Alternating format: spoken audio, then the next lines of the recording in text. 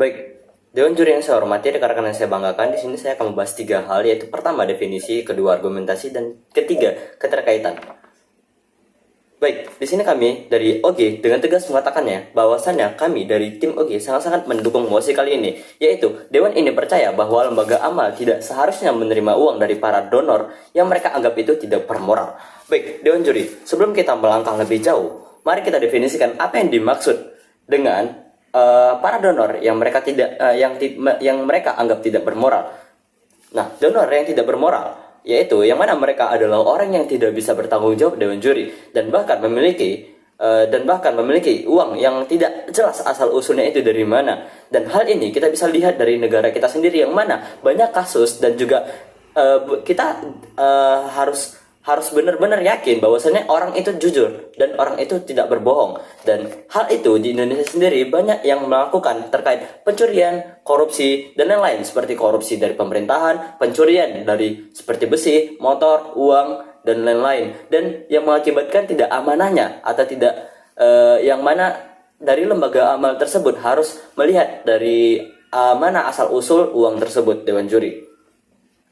Dan di sini saya akan masuk apa sih klaim yang akan saya dapatkan, yaitu ada dua. Yang pertama, orang yang bermoral, tentu donor yang dimiliki itu bukan dari hal yang buruk, Dewan Juri. Dan kemudian yang kedua, orang yang tidak bermoral itu hanya menyumbang untuk sebuah reputasi, Dewan Juri. Nah, baik, di sini saya akan menjelaskan mengapa saya mengklaim dua hal tersebut. Yang mana pertama itu reason saya yaitu di sini saya akan menjelaskan pertama. Dengan poin satu, jika semua lembaga amal yang memiliki prinsip menolak dana tidak bermoral adalah penegakan sebuah keadilan, Dewan Juri. Untuk mereka sadar terkait dari mana sih asal usul uang tersebut. Nah, jika hal ini dilegalkan, Dewan Juri, seperti argumen yang ada dari OO, maka hal tersebut tidak menegakkan keadilan dikarenakan ada pihak yang merasa dirugikan, Dewan Juri. Dengan contoh nih, Dewan Juri, semisal saya ada satu kasus yang seperti misalnya dari orang yang korupsi, Dewan Juri. Nah, orang korupsi tersebut itu diambil uangnya dari uang yang dikorupsi, yang mana uang tersebut adalah uang yang berasal dari hal yang tidak baik. Nah, uang tersebut adalah uang yang dimiliki oleh masyarakat. Dia yang korupsi, kemudian dia akan memberikan kepada sebuah lembaga amal yang mana akan mengakibatkan sebuah citra buruk dari lembaga amal untuk menerima uang korupsi tersebut. Mengapa citra buruk? Karena asal usul uang ini adalah uang dari korupsi. Nah, uang dari korupsi ini adalah uang yang dimiliki masyarakat, bukan dari uang seperti orang personal A yang korupsi. Dan kemudian dari orang yang korupsi ini akan berimpact kepada masyarakat sendiri. Apabila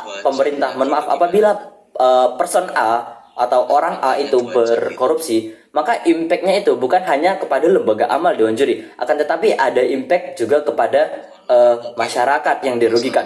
Nah, contoh nih, semisal Dewan Juri dengan contoh kasus lain, ada seorang pencuri, kita anggap itu namanya A. Nah, A ini mencuri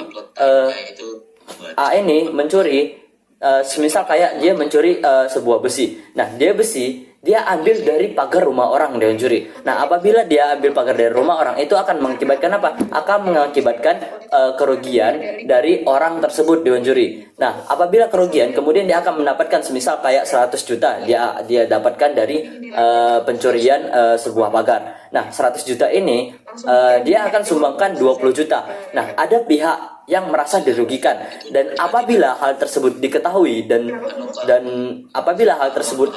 maka apa yang akan berdampak, Dewan Juri? Yang akan berdampak adalah kerugian yang dirasakan, dan juga kecitraan lembaga amal yang tidak responsif atau yang tidak sadar bahwasannya dia harus tahu nih asal usul agar kita untuk menegakkan keadilan. Jadi kita tahu dari lembaga amal, kami dari pemerintah untuk membuat lembaga amal ini tahu dari mana asal usul agar tidak ada yang terjadi dampak negatif dari donor yang diberikan oleh person A tersebut. Dan konsekuensi jika ternyata benar uang itu dari sumber yang tidak benar, maka dari nama lembaga amal itu bisa tercoreng. Bisa aja ada dari gimmick-gimmick bahwasannya lembaga amal bekerja sama dengan person A dikarenakan korupsi. Nah, padahal ternyata di balik layar itu tidak, Dewan Juri. Nah, maka dari itu kita tidak harus, bukan, mohon maaf, makanya dari itu kita tidak boleh untuk menerima dari lembaga, dari seorang yang tidak jelas asal usul uangnya itu untuk didonor kepada lembaga amal Dewan Juri. Dan hal itu nanti apabila diketemui, kita bisa melaporkan ke pihak yang terkait dan bisa diurus sesuai dengan undang-undang yang berlaku. Dan kemudian di sini kita lihat bahwasannya inilah mengapa kebijakan ini, mengapa kebijakan atau klaim pertama itu, agar tidak ada orang yang merasa dirugikan, dan agar nama lembaga amal ini tidak tercoreng Dewan Juri. Kemudian yang kedua,